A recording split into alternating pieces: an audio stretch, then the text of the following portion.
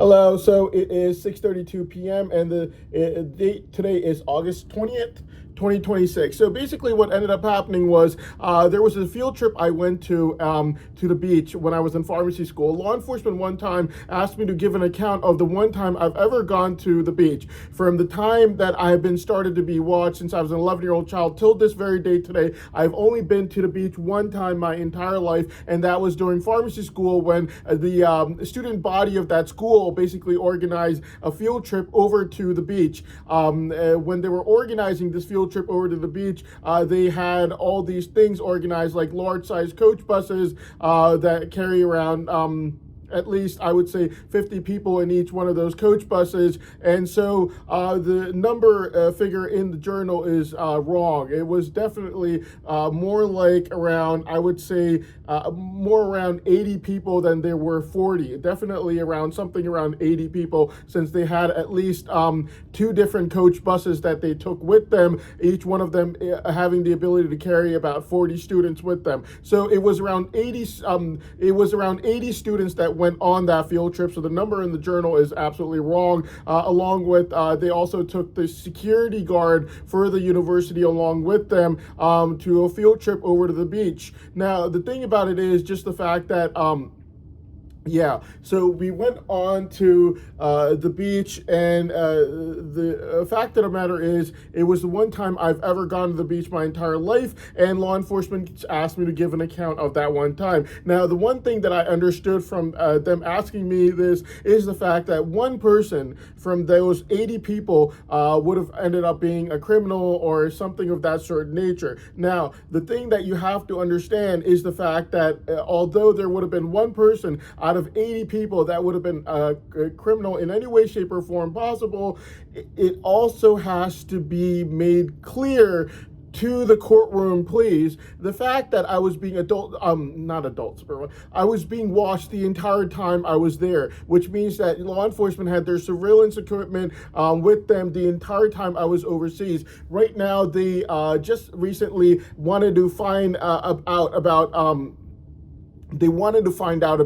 every single moment that I was overseas in order to find times when they wanted to make me look like I was either a drug addict or a sexually perverted individual. This incident from just recently proved beyond a reasonable fact that they had every single second of me being overseas. There was not 1 second missing, which is always good news for me, due to the fact that, yes.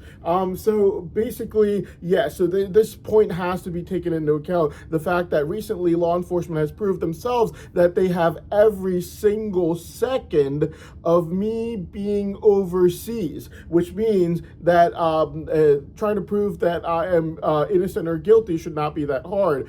There should not be any there is no doubt in this case. No one is being given the benefit of the doubt in this case, since there's not 1 second missing from surveillance from when I was overseas from me being watched. Basically, every single second is on record, is on file, easily accessible. Everyone can view it every single second that I was overseas. It's all on file. So before we even start the journal, I have to talk about how I came upon writing the journal, and mainly it was due to the fact that law enforcement asked me to give an account for the one time in my entire life when I had gone to the beach, which happened to be when I was in pharmacy school. It was a field trip organized by the student body. The figure in the journal is wrong. It wasn't 40 people. It was at least 80 people that went. And the reason I know this is due to the fact that they took two coach buses. Each one of those coach buses were able to easily fit 40 people in each coach. And I got mistaken while typing the journal, thinking that it was only one coach bus, and then I remember there were at least two, so there had to be 80 people that went on that field trip. Now, we know for a fact it was a student body organized field trip due to the fact that they took the school security guard along with them as well. So basically, yes, and so basically we went over to the beach, and law enforcement asked me to give an account of that one time I went there, due to the fact that which I figured out that there must must have been one person from those 80 people that could have been a criminal in any way, shape, or form. Now, the thing that you have to understand is the fact that in that field trip, I took pictures with almost everyone that was there. You might be thinking like 80 people. Not exactly 80 people. Some people took pictures with their phones. Some people took actual pictures with really good cameras. But I took pictures. The pictures that I have of myself are literally only from that field trip.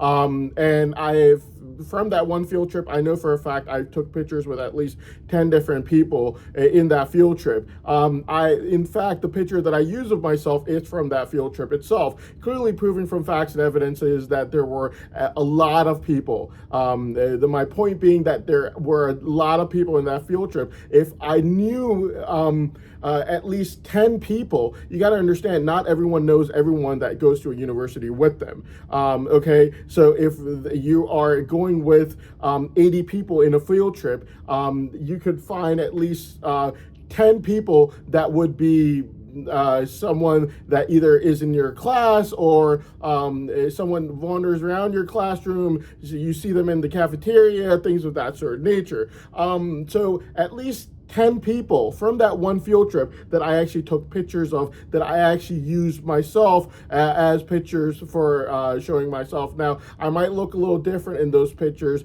but you have to understand the fact that law enforcement has me looking different every time. So if you want a good account of how I actually look like, I'll give you the actual dates. September 15th, when I went to go get my brake pads changed, September 15, 2025, and the morning of June 6, D-Day 2025, gives you a good account of what I look like, because on these days, they let my face go back to normal. They cannot use pictures of me from when they changed it and distorted it and say that this is how I look like. Anyways, so the thing that I have to say is the fact that, yes, you cannot blame me for every single person that wanders around me in my life. So if, let's say, just to give you an idea, not everyone knows everyone in this world. So if I knew at least 10 people on a field trip, then you know for a fact there were at least 80 people in that field trip, just due to the fact that I don't know everyone in this world. So basically, yes. The point that I have to make clear is the fact that you can't hold me accountable and responsible for every single person in this world. Now, if I was being given the benefit of the doubt in this scenario, that would have been one thing. He's been given the benefit of the doubt due to the fact that there's no evidence of him knowing that this person was or was not a criminal. That is one scenario. But in this scenario, I'm not being given the benefit of the doubt, mainly due to the fact that I could not have known about someone being a criminal or in any way, shape, or form associating with a criminal without there being any evidence missing. Mainly due to the fact that recently law enforcement have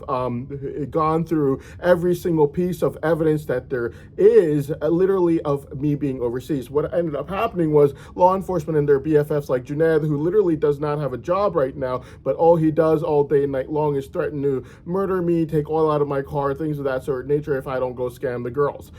Similarly, my dad, the Greedy Framer, is also threatening to make lies against me in this trial if I don't agree to go commit incest with his in-laws, which he recently, it was a very hilarious scenario where he came and asked me first, and even though I denied it and rejected it and said I'm not interested, he still went to his in-laws and still said, Ehsan said he's willing to commit incest with you. Do you want to do it or not? And the reason, and he probably gave the example, the story of, oh, Ehsan is going to give us a lot of money and we'll split it 50-50. The problem with this story is the fact that he went and asked the in-laws after I'd already rejected her, which means that he was asking for his own sexual perversions and not for me, and not due to money either, since he's asking after he's already gotten rejected. I'm sure Law enforcement, he must have told law enforcement, you were supposed to tell me Hassan rejected my in-laws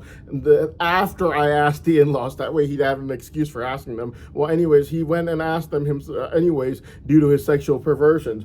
Anyways, the fact of the matter is, right now we have this journal that I've written. It's called The Responsible Journal, basically talking about how you cannot hold me responsible for every single person that is around me in my life. Now, so in that field trip that I went to, there were around 80 people in that field trip. I took pictures with around 10 people in that field trip.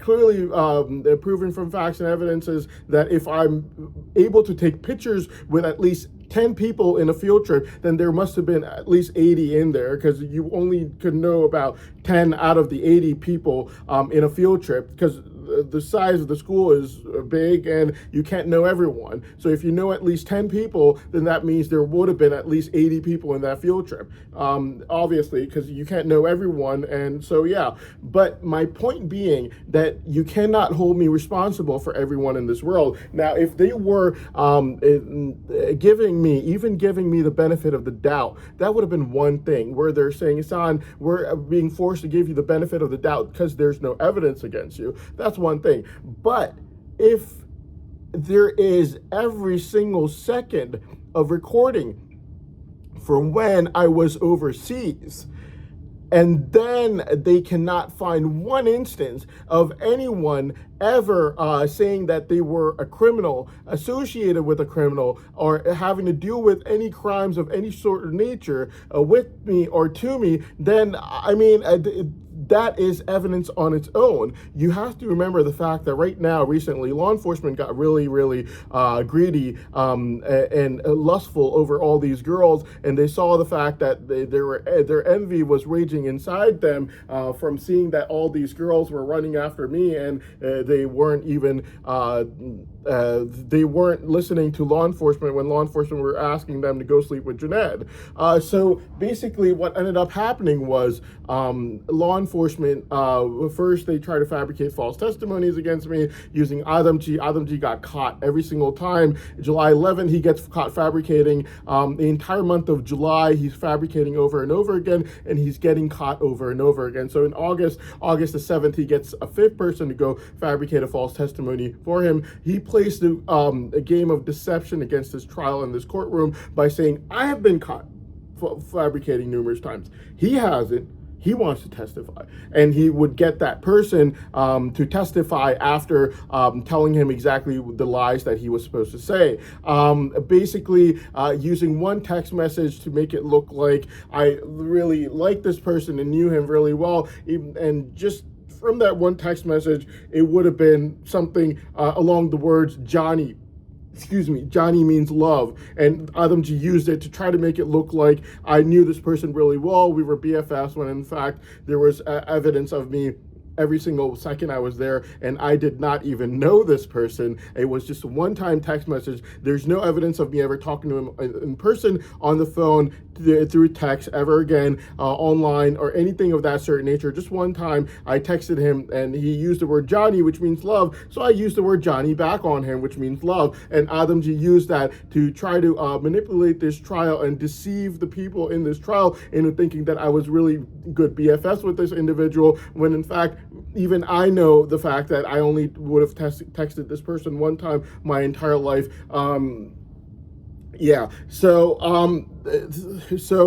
basically Adamji saw for a fact himself, while trying to find more text messages, that there was only one text message, and he made that one text message seem like it was evidence of me being BFFs, even though he knew for a fact that he had only found one text message, and that law enforcement just recently had gone through every single moment that I was there overseas. Clearly proven from facts and evidence is the fact that there was no evidence of me ever even talking to this person in person. which means that in person there's no evidence of me talking to him. Adam G knows this. He knew this. There was no evidence of me texting him ever again, talking to him on the phone, anything of that sort of nature, meaning Adam G knew very well the fact that I did not know who this person was. Yes, I did text him the word Johnny back, which means love, but it's just an expression of love. You are going to be nice to everyone. If this person whom Adam G had testified on August 7th against me, claiming that all these lies against me that Adam G told him what to say and fabricate, ended up being a criminal, would that be my fault? No. I mean, how would that be my fault? There's every single second of evidence of me being overseas is there, and there wouldn't be 1 second out of those, out of every single second that was just recently analyzed of that person from August the 7th telling me that he's a criminal in any way, shape, or form. Obviously, Adam G would have still used that one text to say that I used the word Johnny, which means love, back to him, which means that I loved him very much, which means that I knew he was a criminal and that I loved him very much despite knowing he was a criminal. Obviously, that would have been false. And Adam G would have done it just like how he used this person on August the 7th to claim that he knew facts about me being dumb, stupid, low IQ, bad exam taker, terrible at prepping for exams, and all these things. So obviously these people are hell-bent and keen on enviously locking up my brain savant at any cost, which is exactly why I always say that this brain savant has to be figured out. It cannot be left out in the open without it being completely seen and figured out in this trial, mainly due to the fact that it is definitely a crucial piece of evidence. And right now, both sides, me included, me and law enforcement, we're both agreeing on one thing, which is that we do not trust artificial intelligence. And so since neither one of us trust artificial intelligence, I think it's crucial for this trial and the honorable judges of this trial to administer a 30-minute brain savant test so that this crucial piece of evidence, which is my brain savant, could be figured out in 30 minutes time. And there is no problem in doing a 30-minute brain savant test. It won't raise any kind of human rights issues or anything like that, mainly due to the fact that everyone in the world already saw it on November 14 live from Moscow, Russia, since I was there in Russia when they did the November 14, 2025 brain savant test for less than a minute. So it's not a problem where the world's going to find out that the brain savant was logged. It's really not that that issue doesn't exist, so there is no problem with the 30-minute brain savant test. And right now we both agree that my entire theory against law enforcement is that they only ran sex scenes with Uncle Joey's in-laws since 2001, followed by money fraud, which I'm sure probably already restarted by now since law enforcement does not let go of their sex and money for too long. All they've done since 2001 are these two things, and so their obsession with me had to be my brain savant. Now, both parties, me and law enforcement, are agreeing on one thing, which is that neither one of us trusts artificial intelligence at all. Both are saying that we don't trust artificial intelligence at all, which means that it is now the job of this trial court and the honorable judges of this court to then administer a 30-minute brain savant test, please, so that this trial is not deprived of a crucial piece of evidence, which is my brain savant, since I've been arguing since day one that despite running sex games and money fraud with every single person in this trial that could be named right now, and every single person, a lot of the people narrating like Assad or Bushra Akhtar were in fact criminals themselves from the wedding crime, and Bushra Akhtar knew about other crimes that she said in 2019 as well. It just makes no sense that law enforcement would be obsessed with me, despite me never being present in any crime scenes, never committing any crimes, never doing anything of that certain nature ever in my entire life, except for there having to be something else due to which they would have to be obsessed with me about,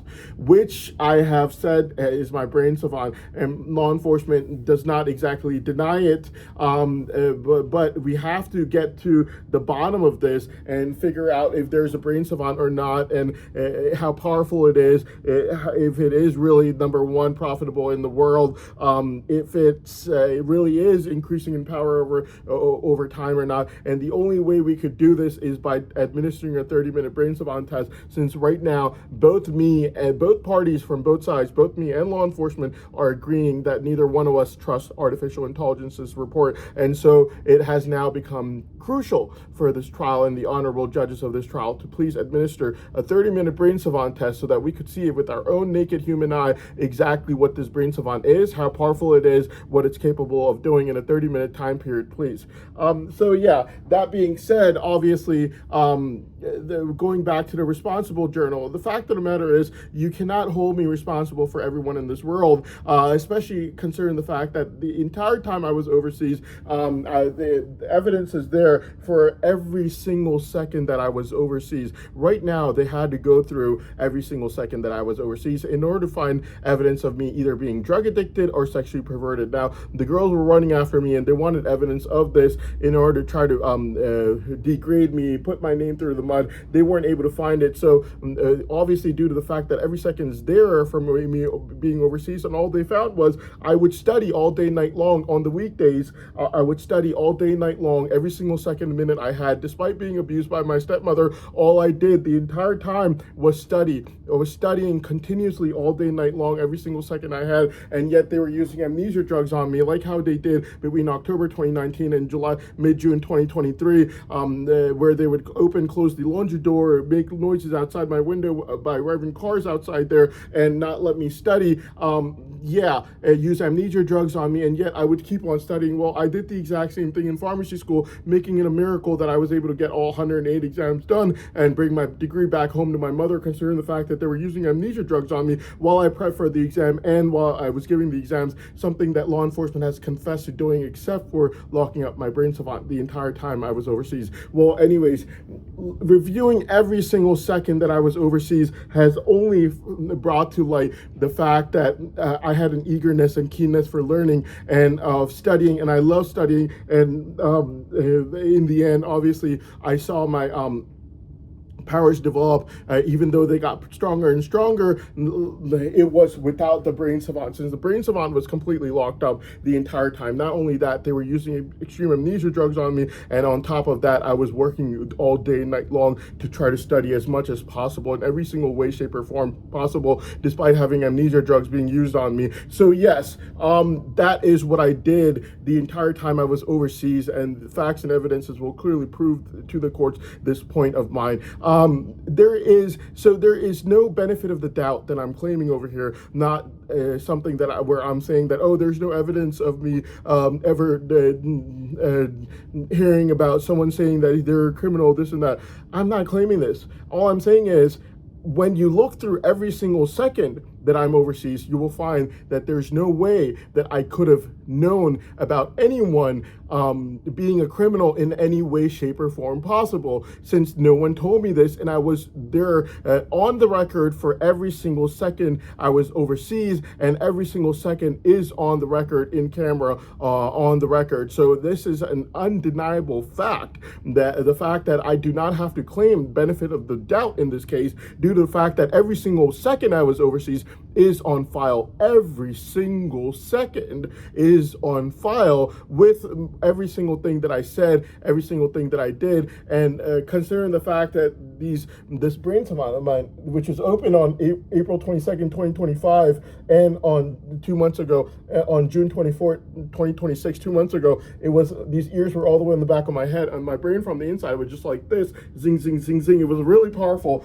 Considering the fact that I can't even unlock it when I go outside, proves that even when I was outside, I was on record without me even knowing that my brain savant was locked up until August 9th, 2022. Clearly proven from facts and evidences that there is not 1 second of me ever being missed out on throughout the entire time I was overseas, which proves beyond a reasonable doubt the fact that there is no way I could have known of anyone being a criminal, being associated with any criminals, having any associations with anything even remotely considered criminal in any way, shape, or form possible. So, for this trial, I'm not claiming benefit of the doubt. I'm not saying that give me the benefit of the doubt since there's a lack of evidence. No, there is every single second that I was overseas on file without a reasonable doubt that they went through just recently to try evidence of me being either a drug addict or a sexually perverted individual. All we found out is the fact that the entire time I was overseas, all I did was on the weekdays, I would watch The Men Who Built I would study the entire day from morning till night, every single second I had. The only way I would take a break on the weekends is by watching a documentary that I love watching, which was called The Men Who Built America, that I was obsessed with, and I would watch it every single weekend. I don't think I ever spared it. Well, anyways, yes. So basically that was my entire time being overseas. Now, the thing about it is just the fact that obviously, like from The Men Who Built America, I really like the stories, mainly Andrew Carnegie's story really inspired me, the man who started off from nothing at all, and it really did inspire me a lot. I never knew that I would end up having a brain savant in my life that would be so beneficial, and right now I'm fighting really hard to be able to use it so that I could actually use it to be like these people that I idolize, like Andrew Carnegie. So yes, so basically, yeah. The fact of the matter is, I'm not claiming benefit of the doubt in this case. I'm not saying that there's a lack of evidence in this case. All I'm trying to say is, there is every single second of evidence while I was overseas or at any time in my life, due to the fact that if there was a person when I went to the beach who could have even remotely have been a criminal or associating with any criminals or anything of that sort of nature, then there's no way that it would have been missed out on in any way, shape, or form possible. Yes, if you find out about someone being a criminal, obviously you don't just leave that conversation there. You bring it home with you, you talk about it at home, then you take it outside, you take it to school, things of that sort of nature. These conversations were never carried around during pharmacy school due to the fact that no one knew about anyone being a criminal in any way, shape, or form possible. And obviously if there was someone who was a criminal, then they would obviously not tell anyone about it, making it not our fault in the least bit. Now, the other thing that I had to talk about is the fact that the only two languages that I speak are Urdu and English. Urdu is basically a derivative of Hindi, which is spoken in India, and except for that, I only speak English. Basically, due to the fact that that those are the only languages that I have ever learned in my entire life. Yes. So when basically, so the thing that they're not letting me talk. The point that I had to make was law enforcement is very desperate at this moment in order to try and find an instance to try to say that someone said something bad around me.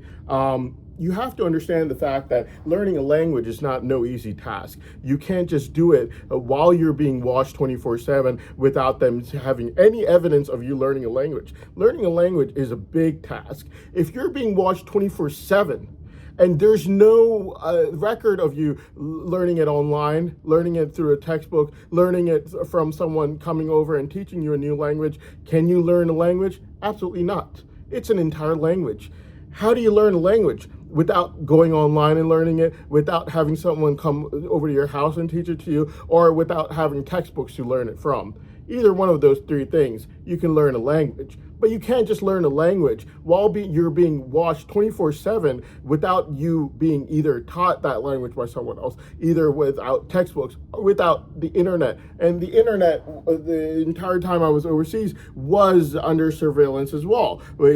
Internet data never deletes, it never escapes. We know this from the group chat. It was not even in the same time period I was overseas, and Adamji, Maruk, and Abdullah, and the person in law enforcement overseas all fully they took part in fabricating that false testimony against me. And after it was fabricated, they were all playing the game of deception with this trial by saying, I've been caught lying, he hasn't, and then they would pass it on to the second person, and the second person would get caught lying and fabricating. Then they go on. It went on until there was a fifth person on August 7th, at which time obviously the court said, this is a trial and you guys cannot be playing this game of deception and envious rage against someone due to your envy against a person like me. So obviously, yes, but the fact of the matter is, learning a language is no easy task. You cannot learn a language without either someone teaching it to you, textbooks, or going online and learning it. If there's no record of you learning an entire language while you're being watched 24/7, can you learn it? You got to remember, you're being watched 24/7. No, obviously not. Unless you could find a secret spot where they can't lock up your brain savant through your ears and you could learn language that way over there. Like, it's not possible. So yes, I did not know any other languages. I might have known a few words like, hey, how are you? How are you doing? I love you, this sort of thing. But except for that, I'm not going to learn any other things in the language. So there are a lot of languages that are spoken in that part of the world. There's Memoni, there's Sindhi, there's Pashto, there's Punjabi. Punjabi is kind of like a dialect, unless you actually live in the villages, which in that case, it's going to be another language of its own. Now, the fact of the matter is, there's no record of me ever learning any of these languages. So if someone around me was speaking in any of those languages that there's no record of me ever learning, despite me being watched 24/7, and all you saw was on the weekdays, I would study all day, night long, every single second I had, and at some points while being abused, I would have to hide and study. So I would lay down on my bed with my iPad hidden under my pillow, and I would close my lights and I would take it out whenever I would see that there's no one there, and I would study, and then after I'm done studying, I would hide it back as soon if someone would come in my room and pretend like I'm not studying. Yes, I had to study like that a lot of times, because if my stepmother ever saw me studying, or she found out that I was even close to exams at that time, she would start to abuse me even more to force me to fail. So these people in law enforcement using amnesia drugs on me, locking up my brain savant, weren't the only ones who wanted me to fail. In fact, there's a very famous story about how my stepmother, I fooled her into thinking that my exams weren't going on when they were. So what ended up happening was, during a time period when my exams were going on, what I ended up doing was, I would lay down in my bed with the lights turned off, and I would hide my iPad underneath the other pillow, take it out every single time there would be no one in the room, and then I would study, and if anyone would come in, I'd hide back in the pillow. That way no one would ever figure out that I was going through exams at that time, because if she would find out, she would start sending me through the grocery store to make sure that I could not prep for my exams. What ended up happening was, she thought that, my stepmother thought that they're not letting me talk. She thought that these were times when it's the leisure times, they're not exam times. He's laying in his bed all day. It can't be the exam times. What she didn't know was, exams, you don't need notes. I have entire textbooks in here. I have Lippincott pharmacology in here. I have big textbooks on clinical pharmacology in here. I have medicinal chemistry in here. Everything is in there. I do not need to have anything open on my desk or my bed or anything of that sort of nature, and I would just hide it back into my pillow. She ended up thinking that it was under leisure time that I was there at that time. So she plotted to have me basically kicked out of, she was scheming to have me kicked out of the house by making false testimony about me through one of the serfs. So basically, it's serfdom. People live inside of huts and they get paid around $10 a month, and they only have enough money to scrap by the month, but the people that have the money make the rules, and they're not good people. And if you ask the people that were the serfs, they will tell the courts and the trial that I was probably the only person in the house that would actually be nice to them. People are not nice in that part of the world. Anyways, what ended up happening was, So what ended up happening was she picked a time and a date that was just not good, and it was literally the day right before one of my exams. And in that exam, I actually ended up getting a B grade in, and she picked a date that was literally one day before when the exam was, due to which what ended up happening was it could not have been possible for me to have been outside of some lady's house. And she claimed that I was outside of some lady's house when my exam was the next day, to try to make me look like I was some perverted guy who would stand outside people's houses, because I guess she was trying to imply that I liked one of the serfs or their daughters or something like that. I have no clue. Anyways, what ended up happening was the exam grades came out and I did pretty well. I got a B as in boy in that exam. It was a theory exam, and yeah, that maid got pretty much, I think the lady whose house she used to try to make that accusation against me, she literally ended up taking her shoe out and throwing it at the serf that was working there, mainly due to the fact that it kind of looked like she had boys running outside of her house all day. But yeah, stuff like that, I would have to go through on regular days. So if it was like exam week, then obviously she would like ruin it in any way, shape, or form possible by sending me out to go get groceries and things of that sort of nature to try to make sure that I could not study. Anyways, so basically, yeah, what ended up happening was, the thing that I wanted to let the courts and trial know about is the fact that learning a new language is extremely difficult. It's not an easy task, and there's no record of me learning a new language, either by person, textbook, or internet, despite me being watched 24/7. So that means that, yes, I will know words in all the languages that were spoken in that country, but only words like, hi, how are you, how are you doing, or I love you, or stuff like that. Or nothing that would be nothing that would obviously be more than that. So if someone is speaking in a different language around me, and other than Urdu or English, then obviously that language is not something that I could have had anything to do with, since I do not even speak any other languages, and I cannot be held accountable for something that someone else says in a different language, or in a room when I'm not in that room, and to make sure that I cannot hear it or know about it, or anything of that certain nature, I should not be held responsible for.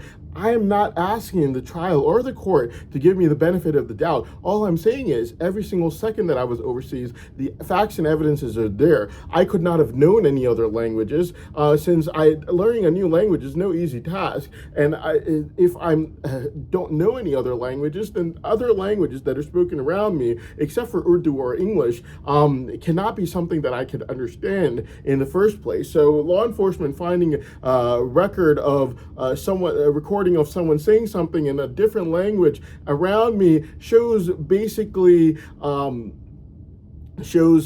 guilt on their part, since you have to understand the fact that in the more than 25 years that I've been not adult supervised, more than 25 years that I've been watched by law enforcement, all they found is less than 10-second clip, and even that 10-second clip is of another language. Then it shows their guilt and my innocence, their envy, and their wanting to frame me in any way, shape, or form possible, with the facts and evidence is clearly proving that language I could not speak, that language I did not know how to speak, and that language, despite me being watched 24/7, there is no record of me learning, either through person, textbook, or internet whatsoever. And learning a new language is not something that could just come up like that. It takes the time and effort, and there's no record of me ever putting in that effort, either through person, textbook, or internet whatsoever. So yes, I could not have known any other languages